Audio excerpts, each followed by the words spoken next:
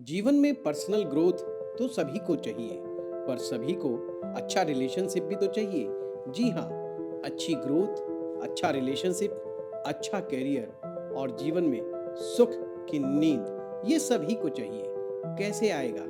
आइए, जन्म पत्रिका में हम ये सभी चारों चीजें कैसे देखते हैं। फिर से एक बार बता दूं कि आपको यदि पर्सनल ग्रोथ चाहिए, जीवन में कंफर्ट जोन चाहिए, लग्जरी का सुख चाहिए, जमीन, जायदाद, मकान, वाहन, इनका सुख चाहिए, अच्छा करियर चाहिए, तो आपके जीवन में कुछ पॉइंट अच्छी तरह से आपको कुंडली में समझ लेने चाहिए।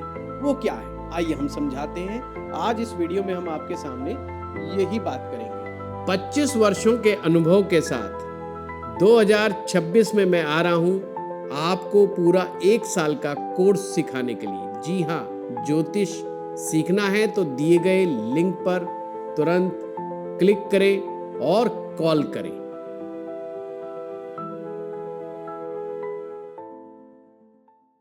आइए पहले कुंडली को देखते हैं। हम एक कुंडली ले रहे हैं हम यहाँ पर। ये कुंडली है एक।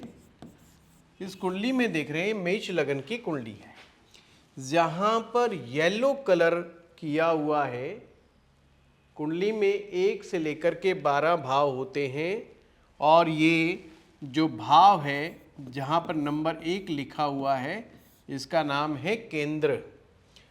चौथा भाव भी केंद्र भाव ही कहलाता है, सप्तम भाव भी केंद्र भाव ही कहलाता है, और दसम भाव भी केंद्र भाव ही कहलाता है। एक प्रकार से हमारी जन्म पत्रिका में 4 केंद्र भाव होते हैं। अब प्रश्न उठता है, केंद्र हमें क्या देता है? केंद्र के द्वारा शक्ति प्राप्त होती है। हमें जितनी भी प्रकार की ताकत है, शक्तियां हैं, सभी की सभी केंद्र के द्वारा ही प्राप्त होती हैं। आप ऐसे समझो, जब भी कोई ग्रह इन केंद्र भाव में बैठा होता है तो वह शक्तिशाली माना जाता है। ये वो 4 भाव है जिनसे अलग अलग चीज़ें पता चलती हैं। सबसे पहले हम इन भावों पे ही चर्चा एक बार करते हैं आपके सामने। जो पहला भाव है वो पर्सनैलिटी ग्रोथ का है। पर्सनैलिटी ग्रोथ, ये फर्स्ट हाउस यहीं से ही आता है, यहाँ से ले लेते हैं। चलिए, फर्स्ट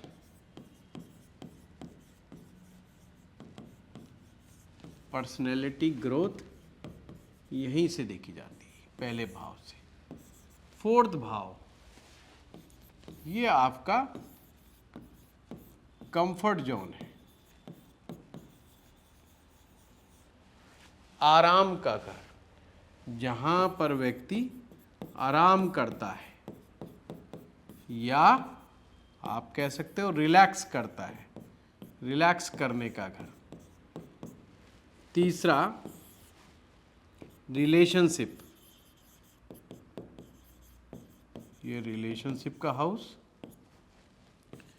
और ये चौथा केंद्र जहाँ नंबर 10 लिखा हुआ है, ये कैरियर के भाव है।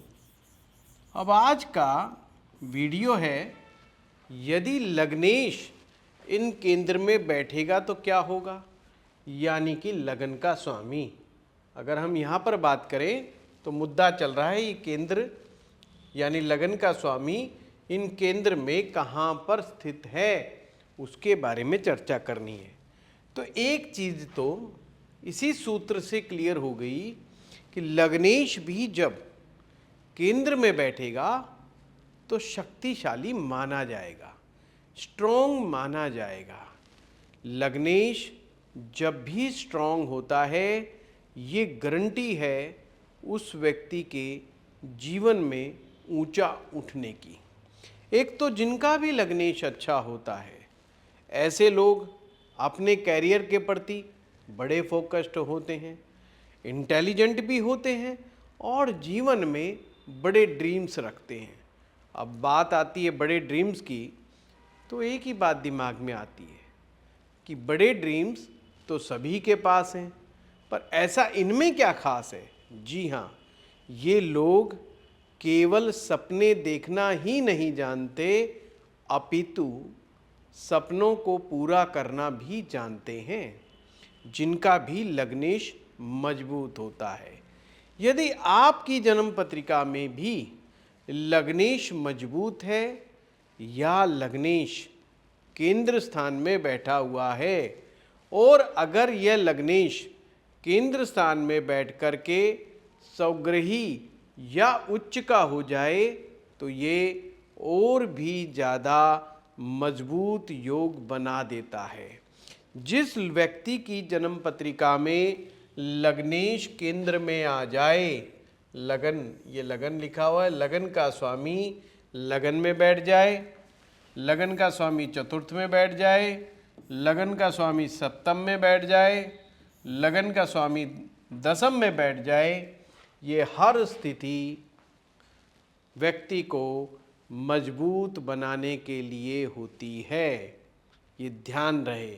ऐसे आदमी जिस क्षेत्र में भी अपना कदम रख लेते हैं, उसी क्षेत्र में अपना एक मुकाम कायम कर लेते हैं।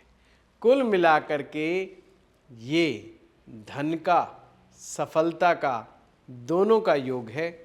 लग्नेश का मजबूत होना इस बात की निशानी भी है कि आप शारीरिक दृष्टिकोण से भी ठीक ठाक हैं, मजबूत अवस्था के हैं, या आप ये भी कह सकते हैं कि आप अच्छे हेल्दी हैं।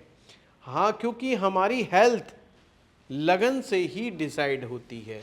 अगर लगन में ही कोई प्रॉब्लम आएगी तो हमारी हेल्थ यानी कि हमारा शरीर खराब हो जाएगा, शारीरिक विकार पैदा हो सकते हैं अगर लग्नेश कमज़ोर हो जाए तो मित्रों, सूत्र बना, लग्नेश हमेशा अच्छा होना चाहिए, बलवान होना चाहिए। लग्नेश जितना ज़्यादा बलवान होगा, उतना ही व्यक्ति जीवन में अच्छे स्वास्थ्य के साथ उत्तम धन प्राप्त करता हुआ, जमीन जायदाद मकान वाहन प्राप्त करता हुआ सफलता हासिल करता है, अगर लग्नेश बलवान है। तो आज का जो सूत्र था कि अगर लग्नेश केंद्र में बैठ जाए तो क्या हो, और हमने बताया लग्नेश अगर केंद्र में बैठेगा तो केंद्र शक्ति प्रदान करने का काम करेगा लगन को।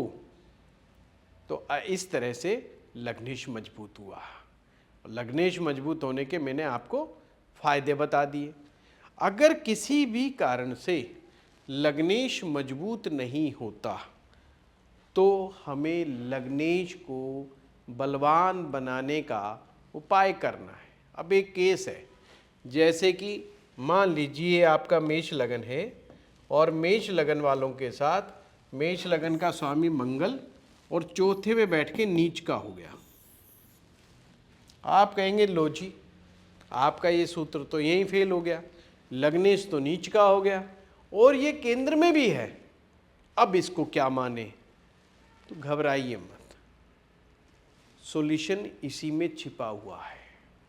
अगर आप ज्योतिष को गहराई से पढ़ें और सीखें तो पता चलेगा इसमें और भी कई सूत्र हैं जो इसका आंसर देते हैं। क्या आंसर होगा? पहला, 90% से भी ज़्यादा चांस हैं कि यह मंगल का नीच भंग हो जाए, यानी नीच राशि में बैठे हुए मंगल का नीच भंग हो जाए।